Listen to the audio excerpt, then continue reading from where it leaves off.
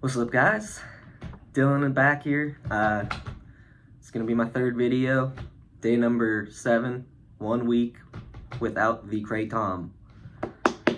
I am very excited to say that it's been 1 week since my last dose. Well, technically about to be 1 week once it hits 3 o'clock. It's about 10 in the morning right now. It's sunny outside. I don't see a cloud in the sky. Last night's sleep, it was hard for me to fall asleep last night, I'm not gonna lie. But I slept another like 5 solid hours, and I had 2 dreams that I can remember. So I'm dreaming again. I can't tell you the last time I remembered a dream. And it feels good. It's the little things, you know? You start to realize the things that you were missing or numbing or just completely ignoring. Kratom is evil, man. I'm telling you, it sneaks up on you. You start taking it. I took it for back pain. You know, you're told it's a leaf. It's safe. You just think it's like a supplement, kind of. At least I did when it first came out, because it was in little pills with powder. But these extracts, man, they hit you different, and they affect you differently. It builds your tolerance so quickly. And I'm just so happy to say that I'm recognizing the little things that are coming back that I am missing. This might be a TMI, but for all my dudes watching this, all my males, females might want to cue this out. I had the blood flowing this morning, if you're catching my drift, which hasn't happened since I stopped taking Kratom. The blood was flowing. Yeah, it was flowing. But I'll move past that. Yesterday I mentioned that my libido, I felt it a little bit, but that's just, this morning was proof that that's coming back as well. My hormones are going back to normal, which is going to make me start feeling mentally normal again, which is the biggest thing for me through this withdrawal. The mental part was harder than the physical part, but they both fucking sucked. Excuse me. The mental part was just harder for me because I've always dealt with depression and anxiety, and my mind is just always going. I am on an SSRI. I've been on that since I was about 18, 19 years old. Prozac, commonly used, but it's been about 10 years that I've been on that. So I've had my encounters with depression and anxiety. And the mental part of that just enhanced and multiplied by like 50 during that withdrawal process through the first couple days. It's still not 100% mentally. You know, that's probably going to take another week or two, maybe even a month. But it is good to say 1 week clean, no Kratom. I got up at 8 o'clock this morning, 8:15. I felt kind of groggy, but that was because I took a cup of melatonin. But after like 30 minutes of staying up, I felt good. My legs aren't shaking. I don't really feel like I need to move them. Took my dog for a walk already. I'm gonna hit the gym here soon and get on a bike. My legs were, like I've mentioned, if you've seen my past videos, the legs were the worst part of my restlessness. I feel like if I can go get on the bike for 20, 30 minutes and just get all that energy out, you know, it'll feel really good, physically and mentally. It's always good to exercise. Every video you see about withdrawal and involving Kratom, they're gonna preach to you that you need to exercise.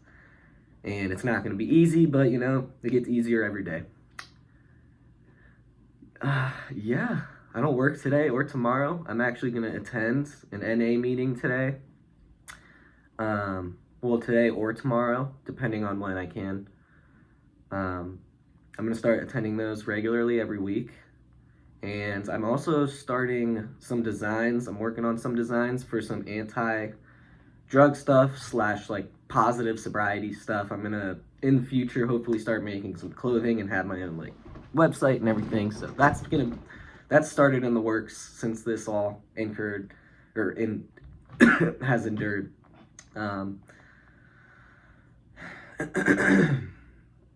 Yeah, I don't know. I was just so scared that first day of withdrawals, I scared myself to death, and I don't know, just something in me flipped, and I just want to make a positive impact as much as I can, because I never want to go through this ever again, and I don't want anybody to have to deal with this, even if you're a fucking bad person. Like, if you've done bad things before, I don't want anybody to have to go through this, because it literally felt like living death.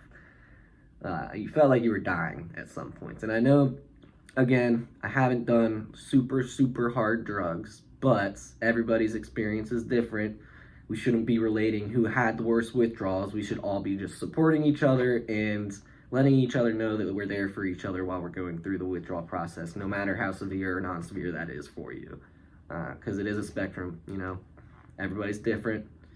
Withdrawals are going to be different, and since my mind was already, you know, rampant with anxiety and depression through the past years, taking this drug made that 100 times worse. I know I said 50 times worse, but now I'm saying 100 because it really is that bad. And it just fucks with you, man. It really does. The mental clarity, better today. It's sunny outside. I know I've said that too, but it's just such a mood booster for me to have the sun out, even if it's a little chilly. It's like 40 degrees in Ohio right now, even though it's end of March. But I guess that's kind of normal in Ohio. But I'm ready for the warm weather. I'm ready to be outside more, exercising more. I know that every day that I exercise, it's just going to push those hormones and my testosterone further. And just all that brain chemistry will go back to how it should be over time. Yeah. Started reading a book. Nothing fancy. It's The Art of War by Sun Tzu. Just reading something new, you know? I've always said I wanted to read. I never do it. So I'm making myself start doing it. I read a couple pages last night. I'm going to read some more today. Just a little bit every day. Work on some designs, just keep myself busy. I'm realizing why I also took the KRATOM. It's an internal fight, man. It really is an internal fight. That thought, that voice in your head saying, come on, just go get another one. Go get another one. You buy one, you drink half of it, and you're already like, damn, I'm going to need another one of these today for sure. And, you know, that second you feel the withdrawal, that the KRATOM's not in your system, your mind is immediately telling you, you need to get KRATOM, bro, because you don't feel right. We need to get you back to normal. So go get KRATOM and we'll feel normal. And then every 8 hours, you repeat that process, or 4 to 6 hours, depending on your dose, you know, however much you took. But it's just a evil recycled process of you taking this poison. It's green sludge. That's why I'm going to remind myself of it as. It's green sludge that you're putting inside yourself that looks literally like it could have been scooped out of a diarrhea river. It looks terrible. It tastes terrible. It smells terrible. And it's just terrible for you. There's nothing good about it for you, at least if you're abusing it. If you're using it responsibly, I can totally understand, and good for you, but it's so easy to abuse this and go past your limits and build a tolerance, especially the more this is on the market legally, the more they're going to make stronger shit and somehow get past the FDA releasing this shit that's 10 times stronger than morphine, you know? It just doesn't make sense. It doesn't make sense. So I'm just going to keep making videos one day at a time. Spreading awareness. That's basically what this is all about. Get the word out there. Don't do KRATOM. KRATOM's bad. If you're abusing it, if you're if an addictive personality, if you have addiction in the past, just stay away from KRATOM. Most of you, if not all of you, if you have an addiction in the past, it's one of those drugs that you can easily get addicted to, and they don't really even tell you that. And they never have told you that about KRATOM, unless you do your own research. That's the thing. You have to do your own research to find out that they're selling this shit legally, but it's poison. It's literal poison. So do your own research. I urge that you do that. Do your own research. Look into KRATOM. If you're using it irresponsibly, look into ways that you could possibly do it responsibly. I myself know that I cannot do that. So I'm cutting myself off completely. But again, I know users have used it to taper off of harder drugs, so I completely understand the positives of it as well, but you know, with each positive comes a negative as well. So 7 days clean, cold turkey off the KRATOM. I'll see you guys in probably tomorrow. Yeah, so I hope you have a blessed day. Contact me on YouTube, hit the comments if you have any questions, if you guys are going through the same thing. I can try and give you some remedies to help. Something that helped me while I was going through the symptoms. The first 1 through 3 days, man, at least the first 2 days, you're just gonna have to deal with the mental and physical torture. There's no way around it. Hot showers help a lot with the restlessness. I would take 2 like 20 to 30 minute showers a day, really, really hot, because it would calm down that wanting to move, at least temporarily while I was in the shower. 5-10 minutes after the shower, it would definitely come back, but it's an instant relief, at least for a little bit. I also bought emergency, like 24 packets of the 1100 milligrams of emergency. Drink 1 packet of those in a 16-ounce water bottle every single morning. I drink that. It's a good source of magnesium as well. So magnesium and vitamin C, you'll get a lot of that, it'll help boost your immune system. I don't know if it made the symptoms go away quicker, but it doesn't hurt at all to do it. Don't overdo it. Stick to what the package says. Mine said, the package I got, one packet a day, so that's what I've been doing. But on top of that, I've like doubled, if not tripled, my water intake. That will help you as well. If you're sweating a lot, if you're going through the sweats,